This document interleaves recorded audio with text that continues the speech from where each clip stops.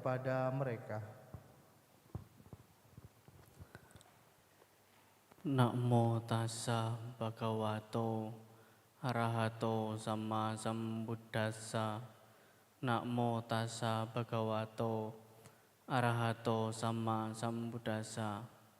Namo tassa bhagavato arahato sama sambuddhassa. Idang modanti paca modanti ti. Ya yang berkebajikan akan memperoleh kebahagiaan.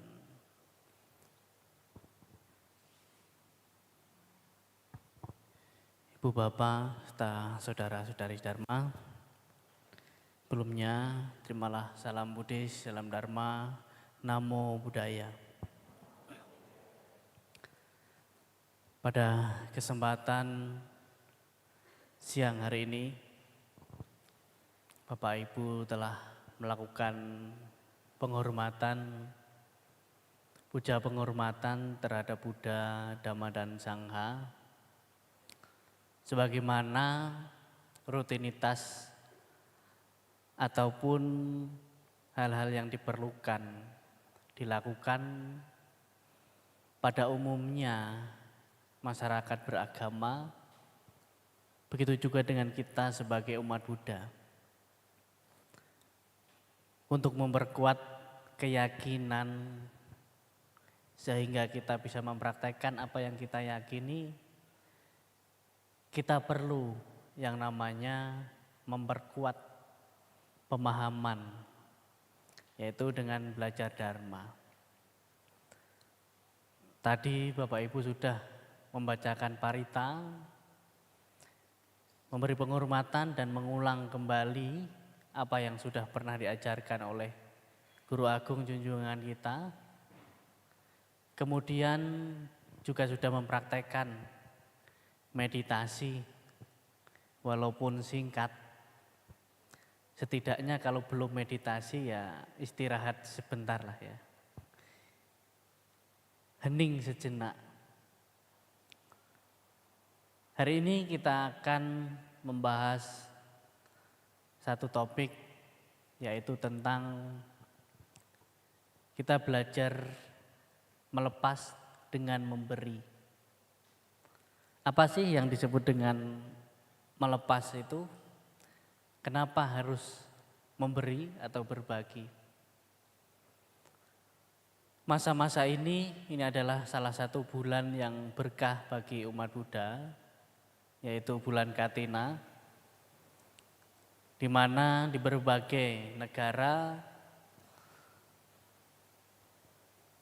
begitu juga di Indonesia, kalangan umat Buddha merayakan yang dinamakan Hari Katina,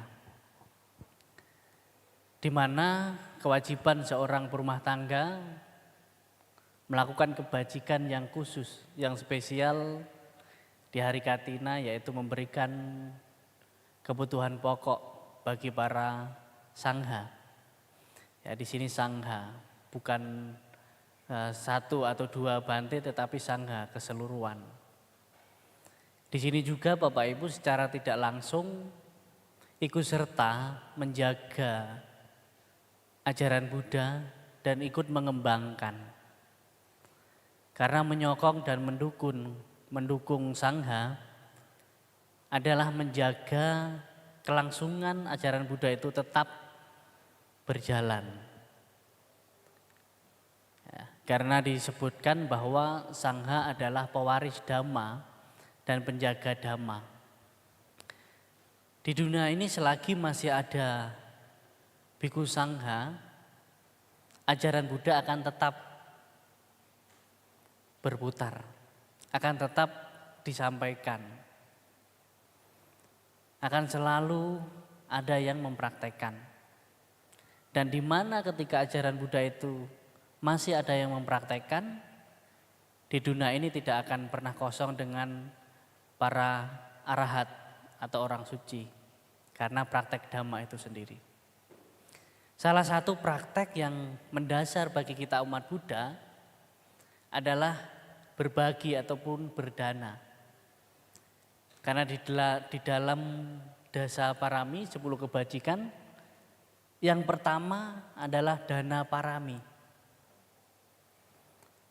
Kenapa Bante kok kita harus dihimbau atau diajarkan untuk berdana, untuk berbagi? Kenapa enggak hanya menjalankan sila? Kenapa kok enggak hanya meditasi saja? Sang Buddha meditasi menjadi Buddha. Pangeran Siddhartha meditasi menjadi Buddha. Pernah enggak kita bertanya seperti itu? Ada? Wah Bante, saya yang penting meditasi terus. Biar cepat mencapai Buddha. Mungkin sebagian dari kita ada yang pernah berpikir demikian. Tetapi perlu dimengerti bahwa suatu pencapaian, perkembangan batin bukan hanya didorong oleh satu praktek saja. Bukan hanya meditasi tok, enggak. Tetapi ada kebajikan, ada moralitas, dan juga kebijaksanaan. Yaitu dengan berdana, menjalankan sila, dan juga meditasi. Dan yang lebih mudah dipraktekkan dari 3 praktek ini, berbagi atau berdana, menjalankan sila, dan meditasi, yang paling mudah kita lakukan yaitu berdana atau memberi. Coba Bapak Ibu renungkan ketika Bapak Ibu mampu memberi, berbagi apapun sedikit yang kita miliki. Maupun itu pemikiran, maupun itu tenaga dan materi kita. Saya rasa ini lebih mudah Bapak Ibu lakukan dibanding menjalankan sila. Tetapi menjalankan sila akan lebih mudah lagi dibanding dengan meditasi. Maka dana, sila, samadhi. Kalau kita bisa dengan mudah menjalankan dana, nanti ke sila, ke meditasi pun akan lebih mudah. Karena untuk perkembangan meditasi, untuk perkembangan batin kita, itu dibutuhkan kebajikan dan juga moralitas. Seorang meditator pun memerlukan yang namanya kebajikan. Dukungan kebajikan di masa lampau ataupun saat ini. Kalau di dalam riwayat Sang Buddha, mungkin kalau kita hanya melihat dari Sang Buddha meninggalkan istana, langsung meditasi kok menjadi Buddha, sepertinya gampang sekali. Tetapi berapa ratus ribu kelahiran yang lampau, seorang bodhisattva Siddhartha Gautama itu menyempurnakan paraminya. Semua paramis itu harus disempurnakan terlebih dahulu. Jadi bagi kita umat Buddha, kita memiliki mungkin tekad dan kemauan semoga di kehidupan saat ini setidaknya saya memiliki kebajikan yang cukup untuk mendukung kelahiran-kelahiran selanjutnya di alam yang lebih berbahagia sebelum hingga terrealisasinya pembebasan. Kembali lagi ke topik kita adalah kita belajar melepas dengan berbagi. Sesungguhnya kebajikan membawa kebahagiaan kalau kita melakukannya dengan sederhana dan pengertian.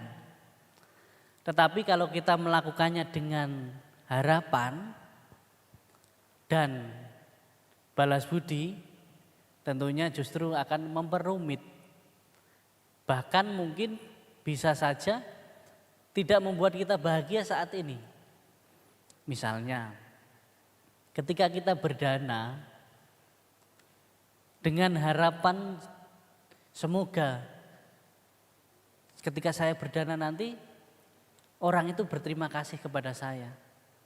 Semoga saya mendapatkan nama baik. Semoga saya bahagia.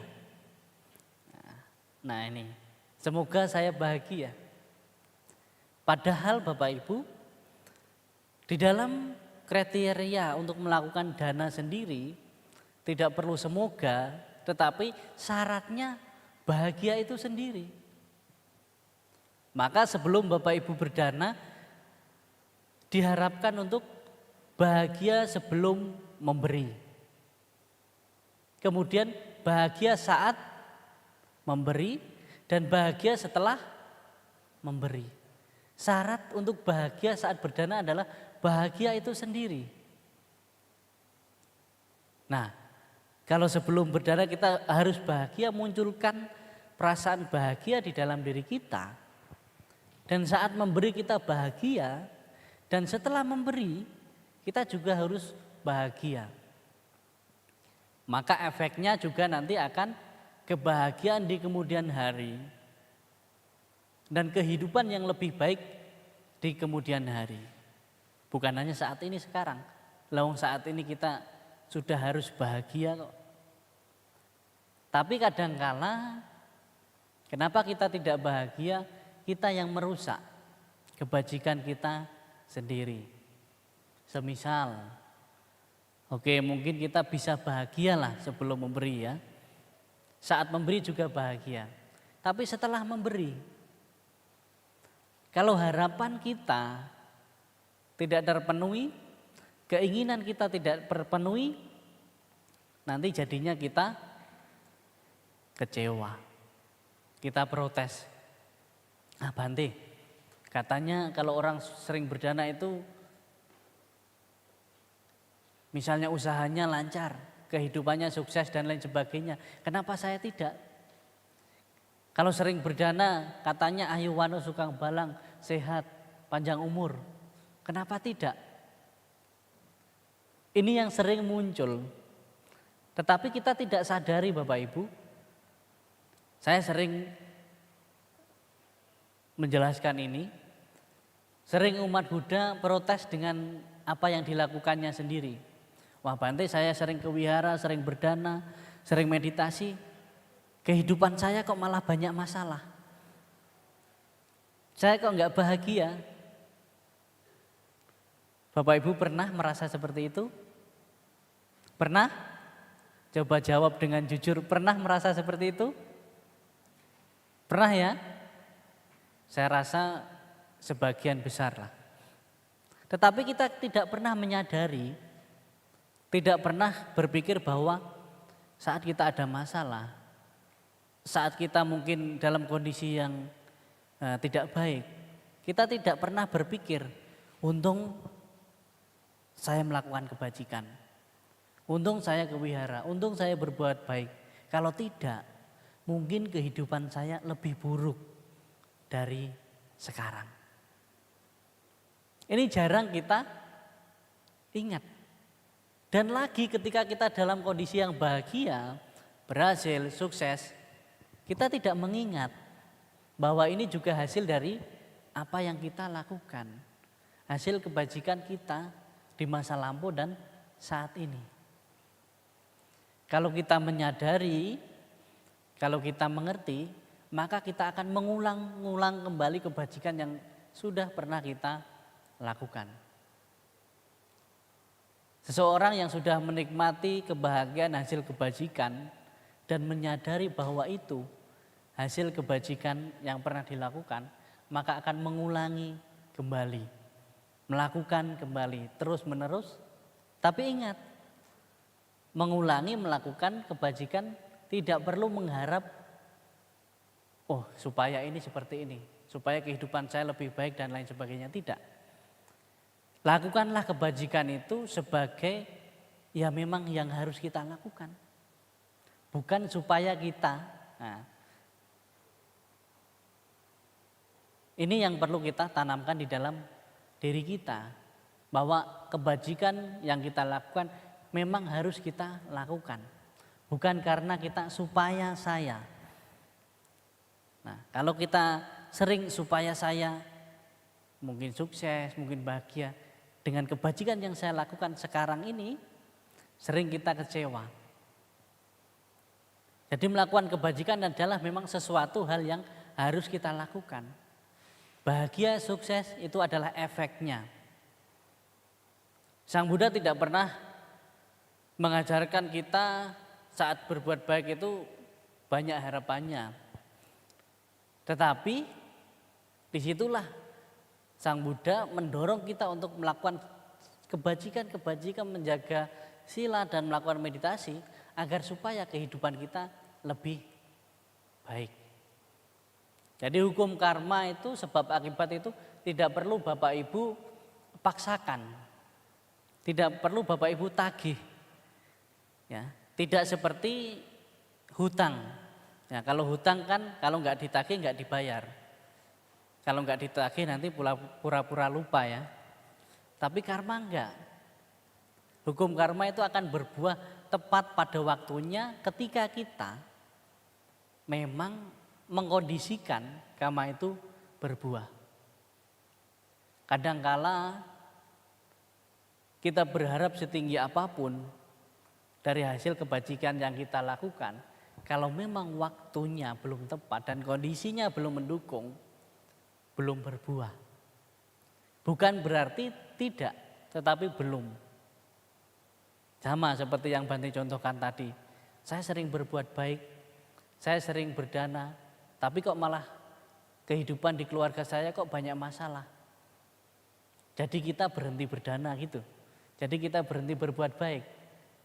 Justru ini malah yang menghambat. Tetapi tetap melakukan karena suatu saat nanti, mungkin besok, mungkin lusa, mungkin akan datang. Kebajikan yang kita lakukan itu berbuah. Bapak Ibu berbuat baik, Bapak Ibu menjalankan sila, meditasi, masih ada masalah, bukan hasil dari apa yang Bapak Ibu lakukan saat ini. Mungkin saja hasil kebajikan di masa lampau, apa yang kita lakukan di masa lampau sedang berbuah saat ini. Dan yang kita lakukan saat ini, kebaikan ini harus tetap dilakukan. Karena itu akan membawa kebahagiaan kita di kehidupan yang akan datang. Maka kita belajar melepas dengan berbagi bukan hanya tentang materi, tetapi kehidupan-kehidupan kita yang sudah kita lalui, yang sudah kita lewati. Sering kita sulit melangkah, sering kita takut melakukan sesuatu karena kesalahan kita di masa lalu. Karena ketidakberhasilan kita di masa lalu. Sering menghambat kita. Nah, misalnya kita sudah berusaha, sudah melakukan kebajikan, tetapi kehidupan kita kok masih seperti ini. Jadi kita malas untuk melakukan lagi. Ini yang menjadi penghambat praktek pengembangan diri kita. Tetapi teruslah melangkah. Yang terpenting langkah kita itu enggak menakutkan orang lain. Ya. Terus melangkah, yang terpenting langkah kita tidak menakutkan orang lain. Jangan takut apa yang Bapak Ibu lakukan itu tidak berbuah. Selalu akan buah pada waktu yang tepat. Setidaknya kita belajar melepas. Ketika kita melakukan kebajikan, belum ada hasilnya, sadari dalam diri kita bahwa kita sedang belajar tentang ketulusan hati. Ketika kebaikan dan kepedulian kita tidak dihargai orang lain, disitulah kita sebenarnya sedang belajar tentang ketulusan hati, tentang kerelaan. Karena kita berbagi, kita melakukan kebajikan itu salah satu latihan kita untuk belajar melepas apa yang sedikit ada di dalam diri kita. Bahkan yang kita anggap itu milik kita, yang sebenarnya tidak milik kita, itu kita belajar melepas. Misalnya kita berdana, berbagi, itu sarana kita belajar melepas keterikatan yang ada di dalam diri kita. Tidak semata-mata supaya saya bahagia, supaya saya sukses. Tidak. Tetapi kita belajar melepas sedikit keterikatan di dalam diri kita yang kita anggap itu milik kita. Seseorang yang sering melakukan kebajikan, yang sering berbagi dengan ikhlas, ketika kehilangan sesuatu di dalam dirinya ataupun kehilangan sesuatu yang merasa kita miliki, kita akan lebih mudah mengikhlaskan, merelakan. Karena kita akan sadar bahwa segala sesuatu sebenarnya tidak ada yang benar-benar milik saya, punya saya. Segala sesuatu yang berkondisi akan mengalami perubahan. Maka bagi orang-orang yang kikir, yang susah berbagi, sedikit kehilangan apa yang dimiliki sangat menderita. Karena merasa ini milikku, ini punyaku. Kenapa ini pergi dariku? Kenapa ini hilang dariku? Ya, karena keterikatan yang begitu besar. Jadi kadangkala penderitaan dari kehilangan bukan karena kehilangan harta benda, tetapi karena keterikatan kita terhadap apa yang kita anggap milik kita. Ya. Maka salah satu sederhana untuk kita tetap bahagia ketika kita mendapatkan, saat kita memiliki dan kehilangan adalah menyadari bahwa apa yang sekarang menjadi milik saya sesungguhnya bukan benar-benar punya saya, benar-benar milik saya. Ya. Ini yang perlu kita latih di dalam diri kita.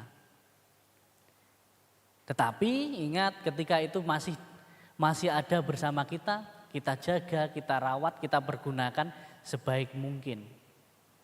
Apapun itu, harta benda, materi, apapun itu. Tetapi ketika kehilangan itu, perpisahan itu ada, di situ kita belajar tentang melepas. Sebenarnya pelepasan itu salah satu mendasar di dalam praktek agama Buddha itu sendiri. Bahkan kita untuk melakukan dana sendiri, berbagi sendiri, salah satu kuncinya adalah ikhlas melepas. Dengan ikhlas tanpa terikat dan mengikat. Ya. Kita memberi harus benar-benar melepas tanpa terikat dan mengikat. Yang sering menjadi penghalang kita, walaupun kita sudah berikan sesuatu kepada orang lain, tapi kita masih terikat dan mengikat. Misalnya, yang paling sederhana sering terjadi, dana makan kepada Bante. Saat sudah dana makan sama Bante, sudah diterima, sudah pelimpahan jasa, masih di luar. Oh, makanan saya dimakan Bante enggak ya? Jangan-jangan enggak dimakan. Padahal saya sudah susah-susah loh masak sendiri loh. Padahal sudah didanakan, sudah punya Bante, sudah milik Bante. Tapi masih berpikir seperti itu, berarti kita masih terikat dan mengikat. Yang lebih parahnya memikirkan yang sudah bukan milik kita. Ini sering terjadi. Maka di kehidupan kita sehari-hari, misalnya kita mungkin menolong orang, ini sudah ditolong, malah nggak bilang terima kasih. Jadinya malah kita harusnya menolong bahagia tapi kita menderita. Kita berbagi yang seharusnya kita bahagia, malah kita menderita karena pikiran kita sendiri. Bapak Ibu, satu hal lagi yang ingin saya sampaikan ketika kita berbagi ataupun berbuat baik ataupun menolong orang lain, satu hal yang harus kita lakukan yaitu berterima kasih. Ketika kita berikan misalnya kepada pengemis atau orang yang membutuhkan atau siapa saja, ketika kita memberi sudah diterima, bilang terima kasih. Kenapa? Karena orang itu sudah memberi kesempatan kita untuk melakukan kebajikan. Bukan kok ya memang selama ini pada umumnya di masyarakat, bahkan kita Bapak Ibu ngajari anak-anaknya, nanti kalau dikasih orang bilang terima kasih. Ya itu pada umumnya. Tetapi Tanamkan dalam diri kita ketika kita berbuat baik, coba bilang terima kasih. Ya dibilang aneh nggak apa-apa, yang terpenting kita belajar bahwa menghargai. Sama ketika kita menanam sesuatu di alam, ya, menanam tanaman di alam, ketika kita panen mendapatkan sesuatu, kita berterima kasih kepada alam itu. Karena sudah memberikan lahannya untuk kita menanam sesuatu. Begitu juga ketika kita berbuat baik, ketika kita berdana. Seharusnya kita berterima kasih kepada orang itu. Karena sudah menjadi lahan kebajikan bagi kita. Nah, saya sering melihat ketika salah satunya ketika di aktivis Yayasan Buddha Seci itu, sama-sama kalau menyerahkan bantuan, semua langsung bilang terima kasih. Saya awalnya dulu bingung, loh kan saya yang dikasih, kenapa dia yang bilang terima kasih? Nah itu bedanya kita. Kita harus belajar bilang terima kasih kepada orang yang kita bantu, yang kita tolong. Salah satunya adalah supaya kita tidak kecewa. Pertama, supaya kita tidak kecewa. Kenapa? Karena kita merasa bahwa saya harus terima kasih sama dia. Karena dia adalah ladang kebajikan saya. Yang kita kecewa kadang kan sudah dibantu orang ini. Kok malah gini perilakunya? Kok malah tidak terima kasih? Nah, paling tidak kita sudah menghindari satu, kecewa. Dan kita akan lebih berbahagia. Apalagi yang kita bantu itu benar-benar mendapatkan sesuatu yang dia berusaha berjuang keras tidak bisa, tetapi kita bisa merealisasikannya, mewujudkannya, membantu. Ini adalah salah satu kebahagiaan bagi kita. Yang namanya peduli itu bukan hanya rasa kasihan. Iya kasihannya orang itu hidupnya susah. Kalau hanya kasihan, ya nggak bisa mengubah. Yang namanya kita cinta kasih. Kita sebagai umat Buddha, salah satu sifat apa? Cinta kasih. Kalau sudah cinta, ya dikasih. Kalau cuma cinta saja, nggak dikasih, pasangan bapak ibu pulang ke rumah orang tuanya. Iya kan? Kalau berdasarkan cinta saja, nggak dinafkahi, nggak dikasih uang belanja dan lain sebagainya. Nah, namanya juga cinta kasih. Kalau kita peduli kepada orang lain, memiliki rasa cinta kepada orang lain, kepada semua makhluk, ketika orang itu menderita, ketika dia kesulitan, ya kasih sesuatu, setidaknya bantuan yang dapat membangkitkan orang yang kita kasihani itu lebih berbahagia. Nah, kepedulian itu tidak hanya sekedar kata-kata. Tidak hanya sekedar semoga kamu bahagia, tetapi sebisa mungkin kita membuat penyebab kebahagiaan bagi orang lain. Ingat, cinta kasih, kasih sayang. Kalau udah bapak ibu kasih, pasti orang itu akan lebih sayang. Kalau nggak dikasih sayang saja, nggak mungkin. Namanya juga kasih sayang kan. Kalau bapak ibu udah kasih, walaupun nggak perlu ngomong, pasti orang itu akan baik sama kita. Kalau almarhum Gus Dur dulu bilang, kalau kita membantu orang lain berbuat baik, tidak akan pernah tanya apa agamamu.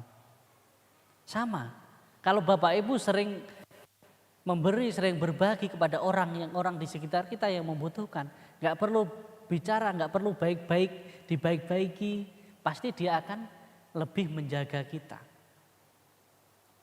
Akan cinta kepada kita, akan menghormati, menghargai kita, karena rasa cintanya. Itu tadi. Kalau cinta kasih, kalau udah cinta peduli ya dikasih. Kalau kasih sayang, kalau ingin mendapatkan rasa sayang dari orang di sekitar kita, ya kasih sesuatu yang membantu mereka. Ini bukan balas budi, tetapi ini memang real hukum alam sebab akibat yang harus dilalui. Kalau bapak ibu mau bahagia, lakukan sesuatu. Bukan kita hanya berjanji, pokoknya kalau saya sukses, kalau saya bahagia, saya nanti akan berdana. Nah, sering kan ada yang seperti itu kan? Pokoknya saya punya tekad, kalau saya nanti ini sukses, ini berhasil, saya akan berdana. Kalau kita sebagai umat Buddha justru sebaliknya. Kalau kita mau lebih baik kehidupan kita, justru sekarang di sini saat ini kita melakukan sesuatu yang menyebabkan itu terjadi. Ya, kembali lagi pada belajar melepas dengan berbagi. Tidak ada orang yang miskin karena berbuat baik, karena berbagi. Mungkin harta benda kita berkurang, tetapi ada yang bertambah, yaitu kebajikan kita. Mungkin tidak terlihat, tetapi akan terasa. Mungkin tidak sekarang, mungkin akan datang. Mungkin tidak selalu membawa kebahagiaan di kehidupan saat ini, karena kehidupan kita yang lampau bisa saja lebih buruk dari saat ini yang kita lakukan. Mungkin yang akan datang. Kebahagiaan kita, keberuntungan kita bukan karena doa-doa kita, bukan karena harapan kita, tetapi karena action atau perilaku atau sesuatu yang kita lakukan yang membawa keberhasilan dan kebahagiaan. Harapan-harapan saja, doa-doa saja, itu kita akan haus dengan kenyataan. Karena kenyataan itu akan terwujud ketika ada sebab yang kita lakukan. Mari kita bersama-sama selalu tanamkan dalam diri kita bahwa kebajikan hal yang harus kita lakukan, berbagi adalah hal yang harus kita lakukan, karena cara sederhana untuk belajar melepas adalah dengan berbagi. Tanpa kita pernah berbagi, maka akan terlalu banyak keterikatan kita pada sesuatu yang kita anggap menjadi milik kita. Si pelaku kebajikan akan bahagia di kehidupan saat ini, kehidupan yang akan datang, bahkan akan membawa di kelahiran-kelahiran yang lebih baik lagi. Kebetulan bulan-bulan ini masih saat-saat bulan Katina. Ini salah satu kesempatan Bapak Ibu melakukan kebajikan. Ya, semoga dengan apa yang Bante sampaikan bisa sedikit memberi pemahaman, sedikit memberi pandangan yang baik-baik, disimpan, dipraktekkan, yang kurang bermanfaat cukup merasa pernah didengar saja. Mungkin sekian yang Bante sampaikan. Akhir kata, Namo Buddhaya.